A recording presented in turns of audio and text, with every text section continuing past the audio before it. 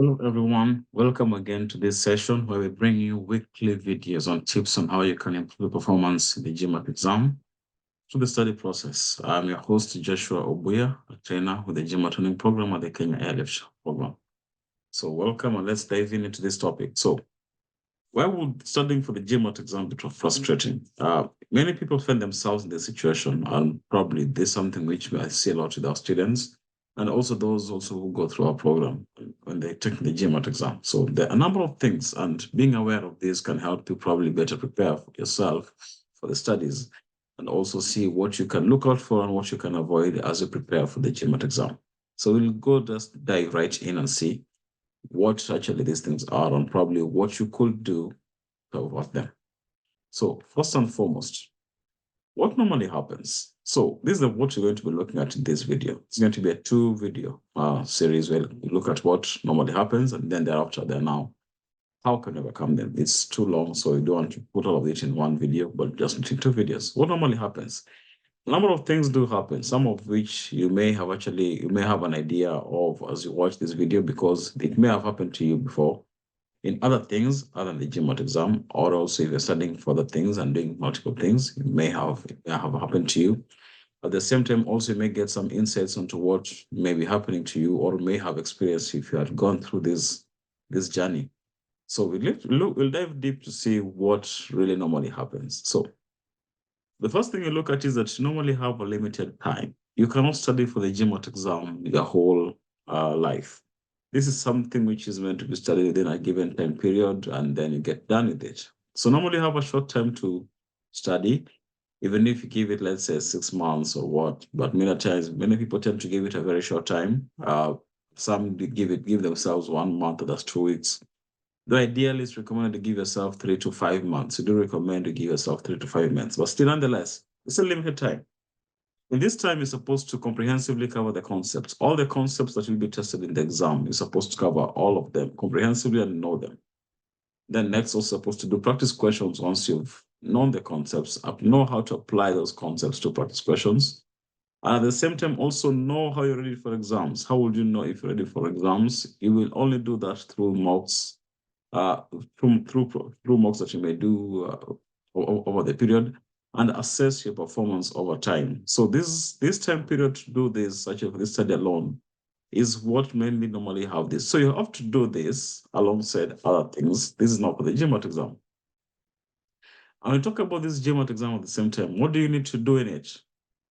If you actually, depending on how long you actually were exposed to the material, the concepts being tested in the GMAT exam, the time taken may vary, and also the material studied may vary. For instance, for quant, you may have to study like 2 to 3 books, depending on which provider you use. If you're using the GMAT Club or the official book, it's normally not enough. It just gives you like an intro to what it is. It's very good for practice, though. Don't get me wrong. It's very good for practice. But for covering the concepts, it's not comprehensive. Yeah, you may need to use other material for that. So if you're to go that route, you'll need to do at least 2 to 3 books. If, for instance, in quant, if you pick a book which tends to have almost all the topics being covered, they may be probably about 200 pages, if I'm not wrong, and also may take you probably about a week or two to cover. That's for quant alone. Also, if you go to verbal, also you may cover at least 1 or 2 books to go through the concepts. And then data insights also may have to cover at least 1 book. So how long did you give yourself to study? Many times you may not really know how much time you need. You may just guess that I may need this amount of time, but when you get to it, it may be different. So you need to cover these concepts and also all study books and know the concepts well. Then next, also need also to do the practice questions regularly. On almost a daily basis, you should be doing practice questions, depending on the level you are in your studies or which study structure you're actually using. So you need to practice the questions regularly because that is what you will be tested on. You'll be tested on questions, not on the concept. So you'll be given questions, so you practice them regularly as you also do study the concepts. And also probably 1 book will not be enough. 1 book may explain something in a way that you don't really understand, so you need to go to another book. And let's not add on to the forums that also may to visit, like let's say the GMAT Club or whichever platform you may choose to visit. But GMAT Club is more or less the most famous one that people do visit from time to time, and you may need also to go to that. You may also need to watch other videos, maybe on YouTube or whatever. That is it. If you're part of a training program which requires you to be in a study group, or also if you're a bunch of you doing this together, you may also need to also participate in group studies and also be effective. It could be a few times a week, maybe daily, if at all, for the most number of times can be, or it could be a few times a week, twice at least, let's say twice or thrice in a week. So creating time for that, studying before that, and covering all this, it normally sounds a lot. And actually, this in itself can be a bit overwhelming. Let's not forget again, also, there's still life going on. Yeah, life hasn't stopped. Even as you're preparing for exam, life still goes on. Depending on where you are in your life, or which stage you are in your life, or what you're dealing with in your life, there are multiple things which you may want to keep also abreast with, and which you may not want to let them fall behind. For instance, you may be actually having some work in place, so you need to have your work. Also, as your work, you also do studies. You may also need to also provide for a family. Yeah, well, that was something else that may be there. Either provide for a family, or at the same time also do chores in the house, or actually just help in keeping up with the family activities or responsibilities, because or somehow we're part of a family, unless you're living alone or something like that, which that also is happens. But also at the same time, what if you're part of a family? You may have to keep up with that. Maybe run a business. Yeah, that's something also which you do. But that also now requires your time, and it's important. You can't say that not because I'm studying for the GMAT, my business will actually won't pay attention to it. That may not happen. You must just have personal things you do in life. For instance, you need to go keep up with the social life, keep up with your friends and family and everybody else. And now probably the other things which you may be doing and activities which you're doing that may involve that. And who knows, things can happen at the same time also through this process. Things can happen. For instance, say they could be planning for a wedding, or being part of, actually, let's say now you're going through some grief or some problem or some whatever. This is life in itself. So that is that. Plus other things which maybe you may have gone through, or which may come up that I haven't mentioned. But you're having all this going to you. So you have your work going on, you have family responsibilities to keep up with, probably you have a small business supplementary income, or even, or maybe now the business now is your work and it takes so much time, and you need to study as well. You have a personal life also, which also may need to be kept up with, and everything else.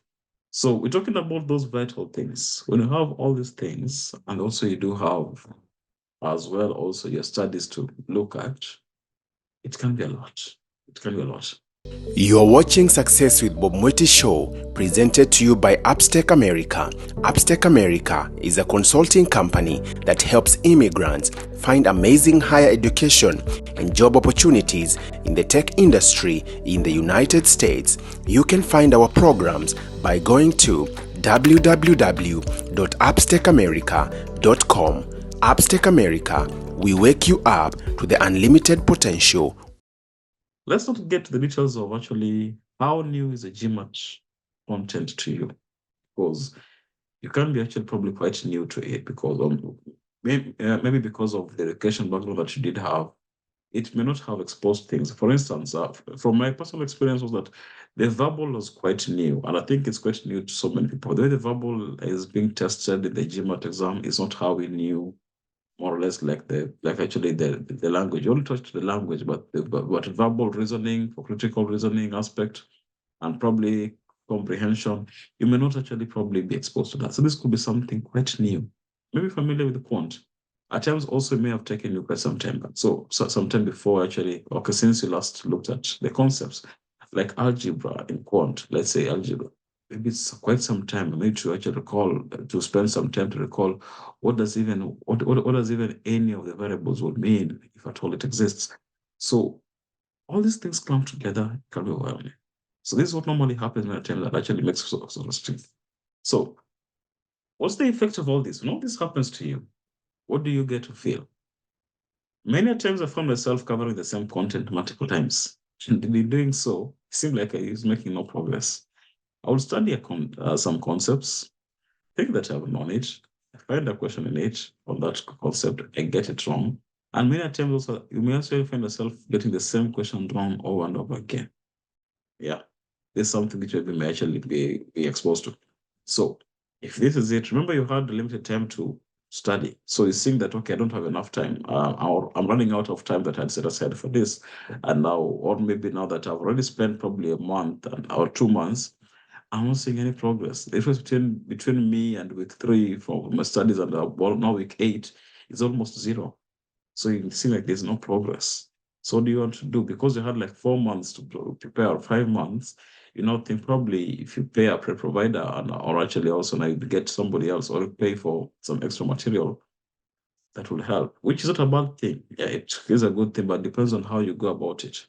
So you end up spending more resources as well because of this. You may spend more resources, or you may be frustrated. And should you do your exam in that area, in this kind of situation, you want to get your best score possible. So that is the effect of this, and that will make this exam study or this preparation for this exam be quite frustrating and quite difficult. So when you get all this is actually what can happen to you.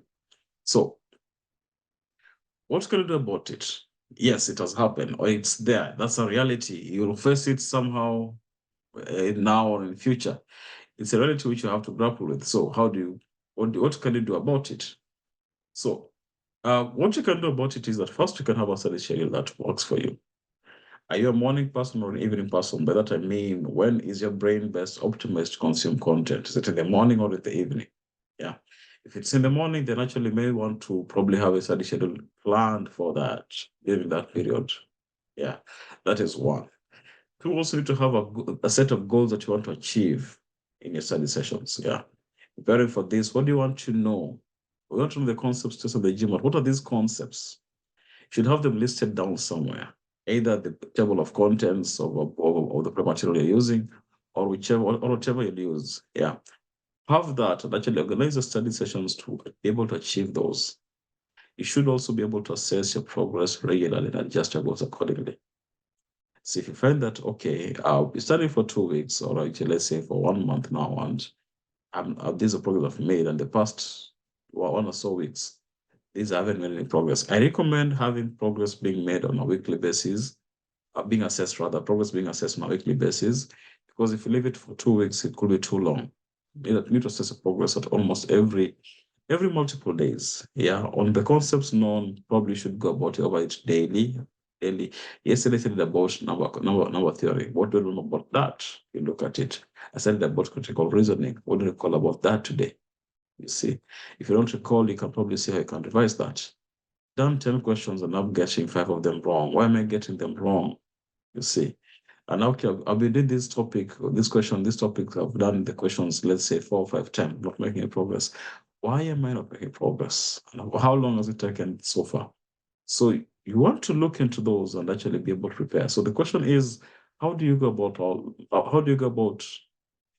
about being able to address this and actually being able to assess your progress accordingly? Yeah. So you should have tools in place to assess your progress. You should have measures in place to assess progress. And at the same time, also have all these working synergistically to be able to help you, achieve the goal. So that's one thing which those are things which you can do to help. So you need to really slow down as you start off, make a schedule. It may not work. The reason is starting from somewhere. You don't need to stick to it and to the very end. It may not work. It may change multiple times along the way. That's okay. Organize the study sessions to achieve the required goals. As long as the goals haven't been achieved, readjust. If it has been achieved, then good. Let's proceed to the next one and go ahead. And assess the progress regularly and adjust it until you are able to, until you feel now you are ready to do the exam. If you do this, actually be able to prove on performance. Now, this is basically just an overview of what you can do. We will dive deeper into each of these in the next video, and keep yourself posted with our videos. And in case also you have anything that I may not have talked of, please post them in the comments and share with other people. And also anything you may want to have covered on what you can do to be able to study effectively, prepare effectively for the GMAT exam. In the midst of all this, you can do so. You can also do so in the comment section. So until next time, thank you for this, and bye for now.